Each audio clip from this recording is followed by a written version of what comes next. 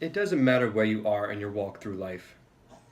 All of us have experienced making plans and goals for ourselves, only to see them crash and burn in our faces.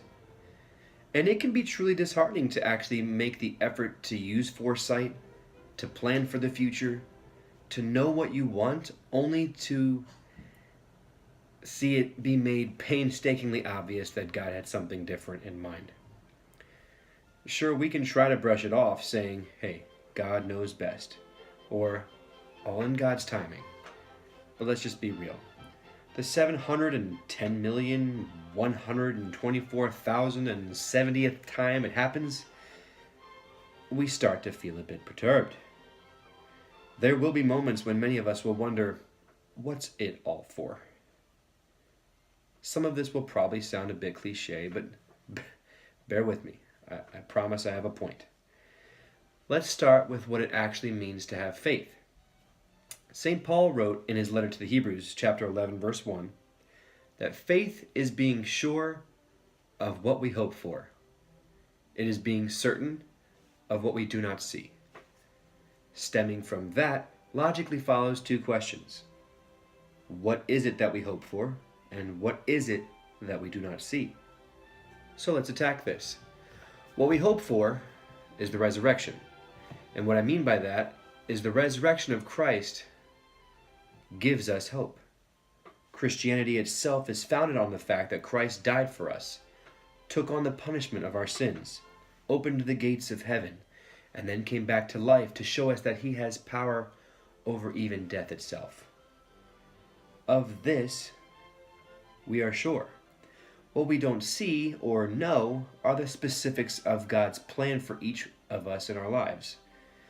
But with faith, we can remind ourselves in the darkest of moments that not only did Christ experience just as much physical and emotional suffering, most likely far worse, but he also has a plan to get us out of the darkness. We need only to have faith in him. Man, is it hard to accept the fact that our will and God's will almost never coincide. It's true.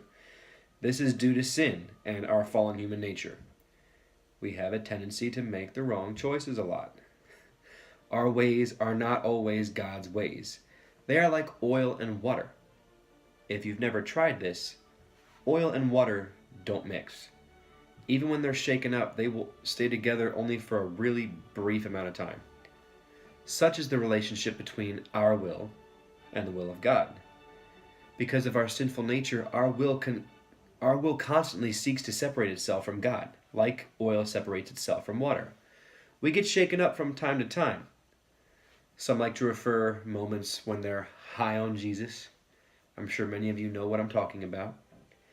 If we go to an event where we are surrounded by many others who aren't afraid to express their love for Christ and his church, it tends to be much easier to feel and act Christian. Sometimes when tragedies strike, or sometimes maybe when a loved one passes away, we often see people or family come together, even gather at church to pray together for the first time maybe ever. We may shake up the oil and the water in those moments, and they will stay together for a little while, but eventually our will and God's will begin to separate again. As a long-term solution, what we need, to use a scientific term, is an emulsifier.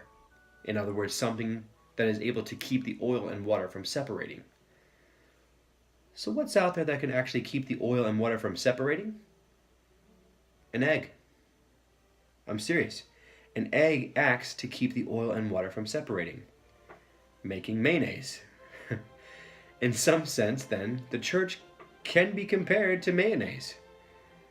For Christ founded the church as an aid to keep our wills and the will of God together by making all things new.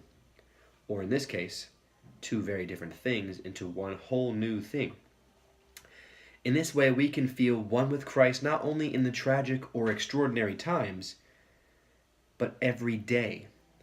With the church he founded, we can go to church Sunday after Sunday to get that help that we need to keep our will connected to God's will. Getting ourselves to church isn't something we do merely to please God or to make ourselves look good, but as members of the Christian faith, this is what we do to experience the love of the Father, the forgiveness of sins, and the life in the world to come that Christ won for us by his life, death, and his resurrection, which we especially remember during this liturgical season of Easter. When we daily strive to make Christ the center of our hearts through following his teachings, frequenting the sacraments, and making conscientious efforts to pray and talk to him every day, we are asking him to unite our wills with the will of God, so that we may also share in the resurrection of Jesus from the dead. And get this, since Jesus is alive and present among us in the holy sacraments, and since it is Jesus and his church who help us to keep our wills and God's will from separating like oil and water, we can say that Jesus is our Easter egg. God bless you.